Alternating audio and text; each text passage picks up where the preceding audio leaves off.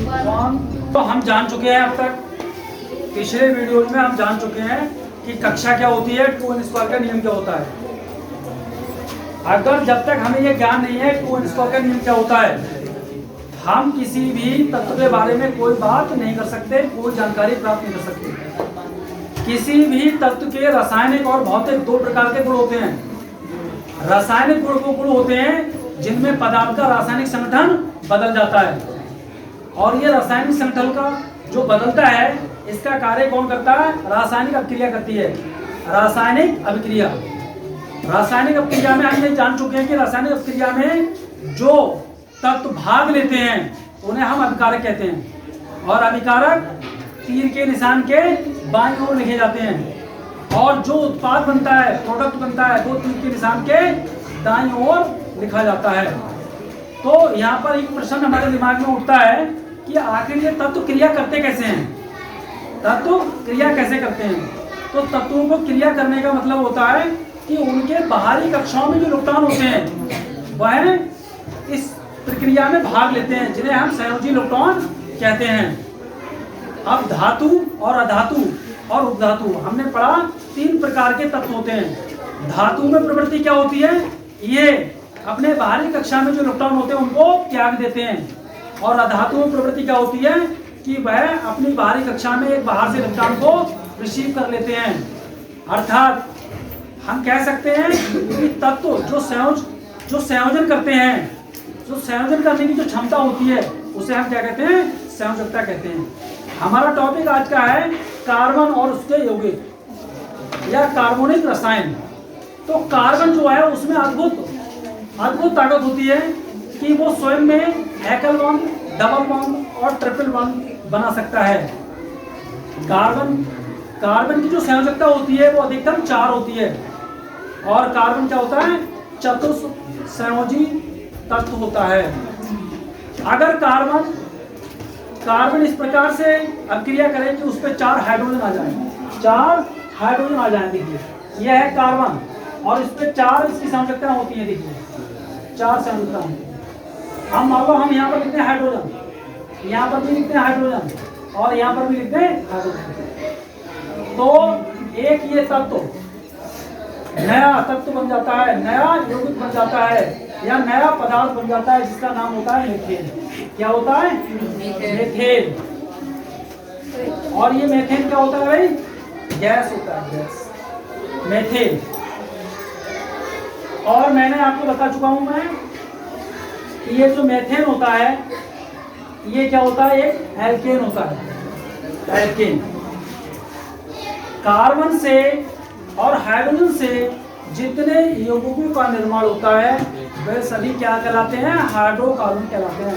Hydrocarbon को हम 3 भागों में बांट सकते हैं,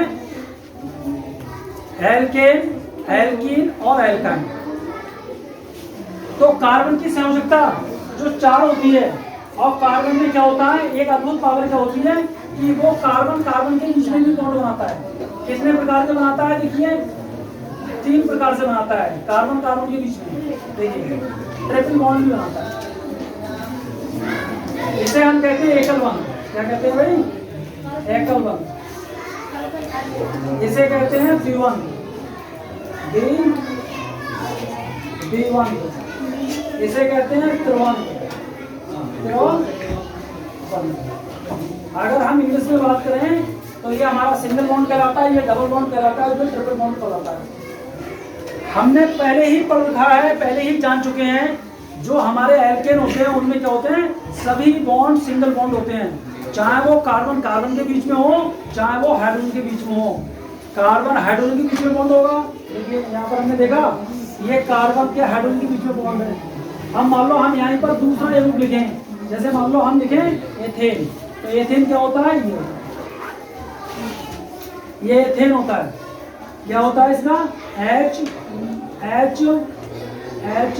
और यहाँ H आ गया, यहाँ H आ गया, यहाँ H आ गया, और इसको अगर हम लिखें, इसको लिखते हैं हम CH4, इसको क्या लिखते हैं? C2H6। मैंने बताया था जो हमारे एल्केन होते हैं, एल्केन होते हैं, एल्केन का जनरल फार्मूला क्या होता है? सामान्य सूत्र सामान्य सूत्र। एल्केन का सामान्य सूत्र क्या होता है? CnH2n और +2। ये एल्केन का सामान्य सूत्र होता है। जितने भी हम एल्केन प्राप्त करेंगे सब इस सूत्र से प्राप्त होते जाएंगे। तो हम देख रहे थे कि हमारा जो कार्बन होता है, कार्बन कार्बन के बीच में सिंगल बॉन्ड भी होता है, कार्बन कार्बन के बीच में डबल बॉन्ड भी होता है और ट्रिपल बॉन्ड भी होता है। ये केवल कार्बन ही ऐसी अद्भुत पावर रखता है और यही कारण है कि कार्बन के आज 10 लाख से ज़्यादा यौगिक प्राप्त हैं। अकेले कार्बन के 10 लाख से ज़्यादा यौगिक प्राप्त हैं। और ये जो कार्बन है ना, इसके जो श्रृंखला है, ये कहते हैं ये क्या दिख रहा है? ये दिखता है श्रृंखला। यहाँ पर एक ही कार्बन है तो कार्बन क्या बनाता है? चैन बनाता है। चैन कार्बन क्या बनाता है? आपस में चैन बनाता है, श्रृंखला बनाता है। ये श्रृंखला बनाने की प्रवृत्ति केवल कार्बन तत्व को प्राप्त है। परमात्मा ने किसे सौंपी है? केवल कार्बन को। ये श्रृंखला बना सकता है। जैसे कुछ लोगों को जन्मजात गुण होता है नेता बनना। नेता कब होगा? जब ज़्यादा लोग उससे जुड़ेंगे। मान लो आप नेता बनना चाहते हैं और आपके साथ कोई जुड़ना नहीं चाहता, आपको कोई फॉलो नहीं करता, तो आप नेता बन जाएंगे? तो ये जन्म से ही होता है। जैसे कार्बन के साथ है, कार्बन में क्या है? ये श्रृंखला बनाता है। ठीक है, नोट कर लिया? बता दूं? अरे भाई नोट करते रहो, साथ साथ नोट करते रहो। अब देखिए चैन कैसे बनती है। इस तरीके से ये श्रृंखला बना देता है। और ये हमारा जो सामान्य सूत्र है, इस सामान्य सूत्र से हम क्या देखते हैं? इसका नामकरण करते हैं। नामकरण के लिए मैं पहले ही बता चुका हूं कि 10 तक के लिए C1 C2 C3 ऐसे मैंने 10 तक बताया है। जैसे यहाँ पर हमारे कितने कार्बन आ रहे हैं? 4 कार्बन आ रहे हैं। और हाइड्रोजन कैसे लगेंगे? ऐसे। इसकी कैसे दिखाएंगे? ऐसे। ये ध्यान क्या रखना है हमें कि कोई भी कार्बन है तो उसमें उसकी अधिकतम संयोजकता कितनी होगी? 4 होगी। तो यहाँ देख सकते हैं आप, देखो 1 2 3 4, इसको देखो 1 2 3 4, इसको देखो 1 2 3 4, 1 2 3 4। कार्बन की अधिकतम संयोजकता कितनी होगी? 4 होगी। दिख रहा है? और ये हमारे सारे कैसे बॉन्ड बने हुए हैं? सिंगल बॉन्ड बने हुए हैं। अब कार्बन में खासियत क्या है कि वो सिंगल बॉन्ड भी बनाता है, डबल बॉन्ड भी बनाता है और ट्रिपल बॉन्ड भी बनाता है। सिंगल बॉन्ड बनाता है तो एल्केन कहलाते हैं, डबल बॉन्ड बनाता है तो एल्कीन कहलाते हैं और ट्रिपल बॉन्ड बनाता है तो एल्काइन कहलाते हैं। क्लियर भाई? सिंगल बॉन्ड तो एल्केन, डबल बॉन्ड तो एल्कीन और ट्रिपल बॉन्ड तो एल्काइन। हाइड्रोकार्बन को हम 3 भागों में स्टडी करते हैं: सिंगल बॉन्ड के यौगिक, डबल बॉन्ड के यौगिक और ट्रिपल बॉन्ड के यौगिक। अब यहीं पर नेक्स्ट में हमारा नया क्या टॉपिक आता है कि ये चैन कैसी है हमारी। ये चैन आप देख रहे हैं सीधी चैन है, इसमें ब्रांच भी हो सकती हैं। खुली चैन, इसको कहते हैं खुली श्रृंखला। क्या कहते हैं? खुली श्रृंखला। अब एक आता है खुली श्रृंखला और एक आता है बंद श्रृंखला। तो खुली श्रृंखला को हम कहते हैं, खुली श्रृंखला को कहते हैं ओपन चैन, बंद श्रृंखला को कहते हैं क्लोज चैन और बंद श्रृंखला को हम साइक्लिक कंपाउंड भी कहते हैं, चक्रीय यौगिक भी कहते हैं। मिटा दूं इसे? सर यहाँ मिटा दूं, यहाँ ऊपर से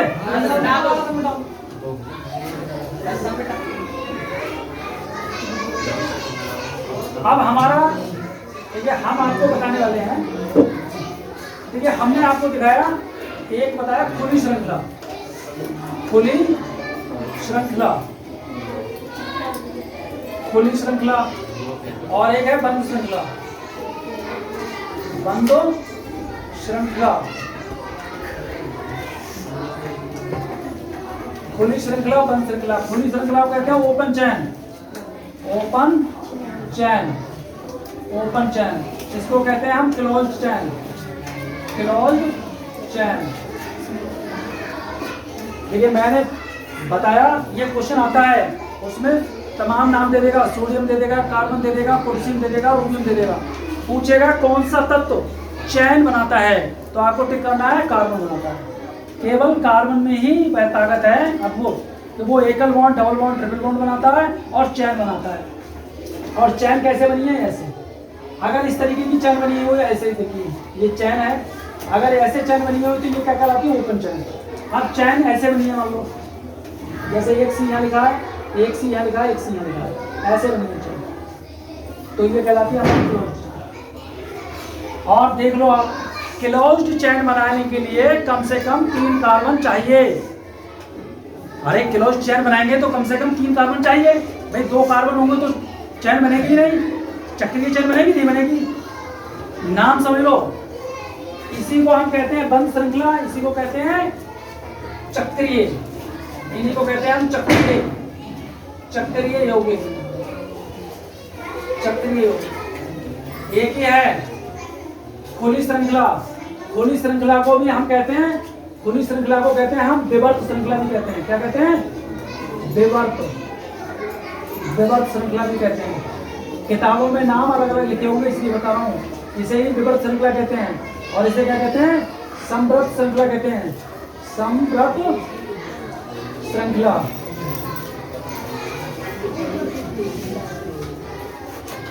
ये विवर्त श्रृंखला, खुली श्रृंखला, ओपन श्रृंखला, विवर्त श्रृंखला। और आपकी बंद श्रृंखला, क्लोज्ड चैन, समवर्त श्रृंखला, चक्रीय यौगिक। चक्रीय यौगिक बनाने के लिए कम से कम 3 कार्बन चाहिए। 3 कार्बन से पहले चक्रीय यौगिक नहीं बनेगा। और इनके नाम क्या दिखाते हैं? इनके नाम साइक्लिक करके लिखे जाते हैं, साइक्लिक। उनमें साइक्लो आएगा। जैसे ये है 3 है ना, तो 3 का क्या आता है? प्रोपेन आता है, प्रोपेन आता है भाई। 3 कार्बन में क्या आता है? प्रोपेन आता है। मैंने बताया था एल्केन में क्या आएगा? ANE। एल्केन में ANE आता है तो प्रोपेन। अब ये चक्रीय का नाम लिखेंगे तो क्या लिखेंगे? ये लिखेंगे साइक्लोप्रोपेन। क्या लिखेंगे? साइक्लोप्रोपेन लिखेंगे, साइक्लोप्रोपेन। चक्रीय यौगिक का नाम कैसे लिखते हैं? साइक्लोप्रोपेन। अब ये हमारा कितने कार्बन है इसमें? देखो 4 कार्बन है, तो 4 कार्बन को हम क्या लिखते हैं? ब्यूटेन। क्या लिखते हैं? ब्यूटेन। तो ये हमारा काय का है? ब्यूटेन का है। और यहाँ सब पर H लगा देंगे तो ब्यूटेन का हमारा क्या बनता है? C4 और H8। इसको देख लो, यहाँ 4 रख दो, 4 दूनी 4, 4 दूनी 8 हो तो 10 होता है। यहाँ क्या होता है? 4 और 4 दूनी 8 और 2 10।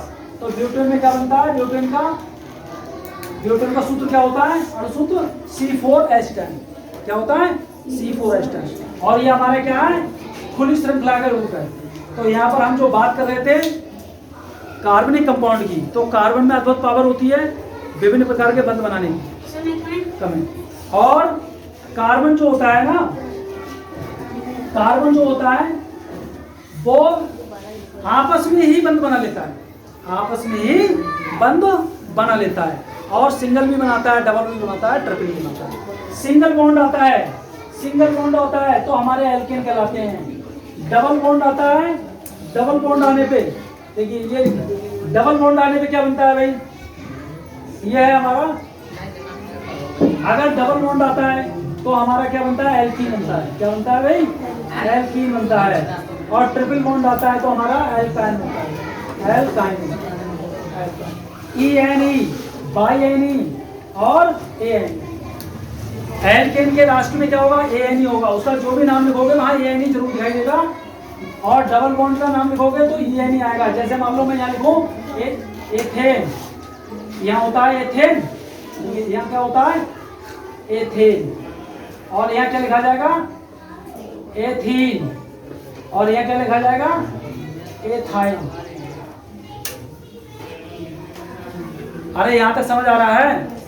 अगर सिंगल बॉन्ड का नाम लिखेंगे तो एथेन, डबल बॉन्ड का लिखेंगे एथीन, ट्रिपल बॉन्ड का लिखेंगे एथाइन।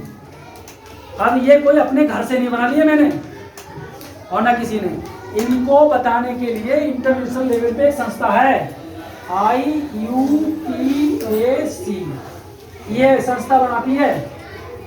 ठीक है, जितने भी सिंबल्स हैं, जितने भी नाम हैं, वो किसी एक आदमी ने नहीं बनाए, एक सरकार ने नहीं बनाए, एक इंटरनेशनल लेवल पर संस्था होती है। वो वहाँ पर बहुत बुद्धिजीवी लोग बैठते हैं, मैथ के होते तो मैथमेटिशियन बैठते हैं, साइंस की होती है तो साइंटिस्ट बैठते हैं, बायो को होती है तो बायोलॉजिस्ट बैठते हैं, केमिस्ट्री को होती है तो केमिस्ट बैठते हैं, और इस तरीके से वो सब मिलकर उनका नामकरण करते हैं। ये IUPAC जो है इसका नाम है international union for pure and applied chemistry. International union for pure and applied chemistry, ये इंटरनेशनल ऑर्गेनाइजेशन है जो इनके नाम लिखता है। तो उसने कहा जितने भी हमारे कार्बनिक कंपाउंड हैं कार्बनिक केमिस्ट्री में, अब कार्बनिक केमिस्ट्री पहले कार्बनिक केमिस्ट्री कहते थे, और ऐसी मान्यता थी कि कार्बनिक जो यौगिक हैं, कार्बनिक जो पदार्थ हैं, वो केवल सजीव या जीव जंतुओं की कोशिका और ऊतकों में ही बनते हैं और मिलते हैं। लेकिन बाद में यह धारणा गलत साबित हुई। फिर कार्बनिक केमिस्ट्री का नाम, कार्बनिक रसायन का नाम क्या कर दिया गया? हाइड्रोकार्बन। हाइड्रोकार्बन, हाइड्रोकार्बन, ठीक है, यह कार्बनिक रसायन कर दिया। इसमें क्या होता है? कार्बन इनका मुख्य पार्ट होता है। तो ये बात क्या थी? हाइड्रोकार्बन जो हमारे थे वो किस तरीके से ऐसे आ गए, और कार्बन में जो पावर है वो कैसे आ गई? खुली श्रृंखला युक्त और क्लोज श्रृंखला युक्त। अभी हम स्टडी कर रहे हैं केवल खुली श्रृंखला युक्त। अब जैसे खुली श्रृंखला में हमारा ये आ गया, तो ये हमारा क्या आ गया? ब्यूटेन आ गया। ब्यूटेन कैसा एल्केन है ये? अब देखिए यहाँ पर हमने एल्केन, एल्कीन, एल्काइन। एल्केन का नाम आता है तो हम इसे कहते हैं संतृप्त हाइड्रोकार्बन। क्या कहते हैं? संतृप्त हाइड्रोकार्बन। ये सब एक ही साथ चलना है। एल्कीन आता है, इसे कहते हैं हम असंतृप्त हाइड्रोकार्बन। एल्काइन आता है, उसे क्या कहते हैं? असंतृप्त हाइड्रोकार्बन। तो हाइड्रोकार्बन को हमने पुनः दो भागों में बांट दिया, सैचुरेटेड हाइड्रोकार्बन, अनसैचुरेटेड हाइड्रोकार्बन। ठीक, इसमें क्या होता है? ब्रांच, ब्रांच में ब्रांच, ब्रांच में ब्रांच। अब जैसे हमने अभी आपको पढ़ाता था खुली श्रृंखला और बंद श्रृंखला। तो ये बंद श्रृंखला क्या है? अगर ये बंद श्रृंखला में केवल कार्बन कार्बन है तो ये क्या कहलाएगा? समचक्रीय। अगर जो बंद श्रृंखला है हमारी उसमें जैसे मान लो ये श्रृंखला है 4 की, ये श्रृंखला बन गई, ये श्रृंखला बन गई। देखिए ये हमारा कार्बन है, ये कार्बन है, ये कार्बन है, और कितने कार्बन बन गए? 4 कार्बन बन गए। इनकी नंबरिंग हम कहीं से करना है? 1 2 3 4। एक तो ये हमने कर लिया घड़ी की दिशा में, लेकिन हमारी जो स्टैंडर्ड डायरेक्शन होती है वो क्या होती है भाई? स्टैंडर्ड डायरेक्शन हमारी क्या होती है? 1 2 3 4 इधर से। और ये क्या है हमारा? साइक्लोब्यूटेन। क्या है? साइक्लोब्यूटेन। साइक्लोब्यूटेन है। क्या है हमारा? साइक्लोब्यूटेन। और यहाँ पर क्या था? ब्यूटेन। अब यहाँ पर देख लो, यहाँ पर ऐसे कैसे लगेंगे? देखो इसके 2 है ना, ये तो 2 ही तो खाली हैं।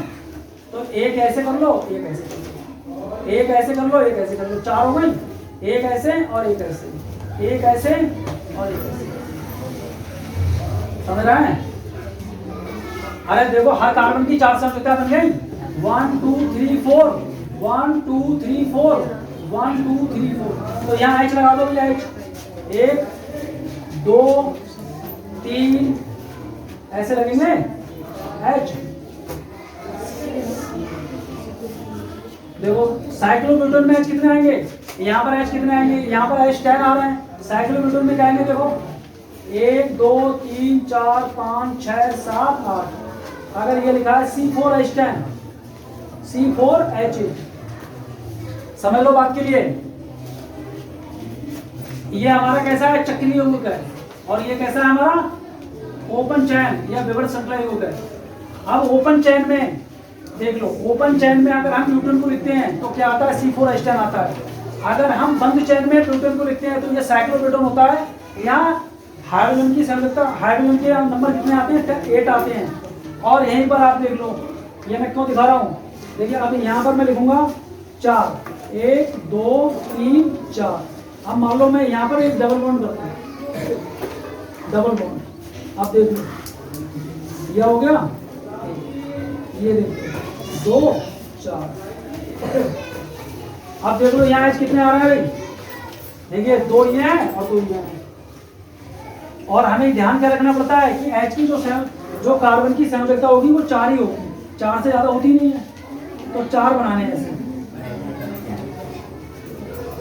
अरे समझ में आ रहा है या सब ऊपर से उतर रहा है? देखो संयोजकता देख लो भाई, 2 यहाँ पर हो गई, 1 यहाँ हो गई, 1 यहाँ हो गई, 4 हो गई। इसकी देख लो 2 और 1 3 और 1 4। ये जरूर नहीं है मैं ऊपर लगाऊं या नीचे लगाऊं, इसे कहीं भी लगा सकते हैं। इसकी देख लो 1 2 3 4, 1 2 3 4 है। अब H देख लो कितने आ रहा है, देखो 1 2 3 4 5 6 7 8, C4H। अब ये C4H8 हमारा क्या है, C4H8 यहाँ पर भी आ रहा है, देखो ये भी आ रहा है। अब इसका अणुसूत्र समान है, अणुसूत्र समान है C4H8, अरे अणुसूत्र समान है। अगर इस प्रकार के यौगिक हमारे पास आते हैं जिनके अणुसूत्र समान होते हैं और संरचना सूत्र अलग अलग होते हैं, ये है इनके अणुसूत्र और ये इनका क्या है, ये क्या है संरचना सूत्र है। ये जो देख रहे हैं ये क्या है अणुसूत्र और ये क्या है इनका संरचना सूत्र है। तो एक अणुसूत्र से 2 प्रकार की संरचनाएं बनती हैं। इस गुण को कहते हैं आइसोमेरिज्म, समावयवता, और उन यौगिकों को क्या कहलाते हैं, वो आइसोमर कहलाते हैं। तो जितने भी कार्बनिक कंपाउंड होते हैं वो सब एक दूसरे के आइसोमर होते हैं। आइसोमर का मतलब क्या होता है कि उनके अणुसूत्र समान होते हैं और संरचना सूत्र अलग अलग होते हैं। तो हमने आज बात की, देखिए एकल बॉन्ड, यहाँ पर क्या आ गया डबल बॉन्ड आ गया। अब जब डबल बॉन्ड आता है तो उसका नाम क्या होता है, C4H8 को हमने, अगर हमारा सिंगल बॉन्ड था तो हमने C4 का क्या लिखा था, ये C4 है, देखो क्या लिखा था, खाली ब्यूटेन लिखा था।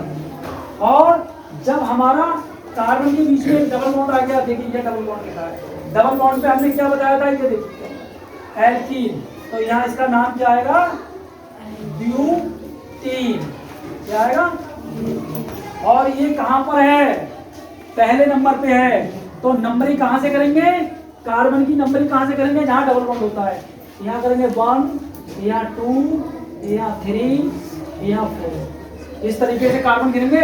इधर से गिनेंगे कार्बन जिधर डबल बॉन्ड है, और डबल बॉन्ड होने की वजह से इसका नाम क्या हो जाएगा, ब्यूटीन हो जाएगा। ये ब्यूटीन है, ये साइक्लोब्यूटेन है, साइक्लोब्यूटेन है।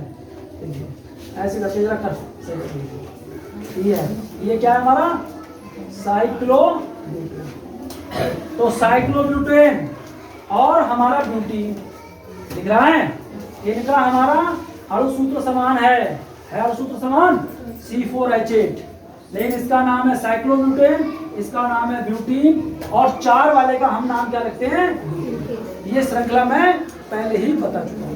इस प्रकार की जो श्रृंखलाएं आती हैं कार्बन के बीच में, कार्बन के परमाणु के बीच में, इनको कहते हैं समजातीय श्रृंखला, समजातीय यौगिक। इस प्रकार की श्रृंखला जिन यौगिकों में पाई जाती है उन्हें क्या कहते हैं, समजातीय यौगिक। ये क्वेश्चन बार बार पूछा जाता है, समजातीय यौगिक क्या हैं। आज के लिए बस इतना ही, जय हिंद।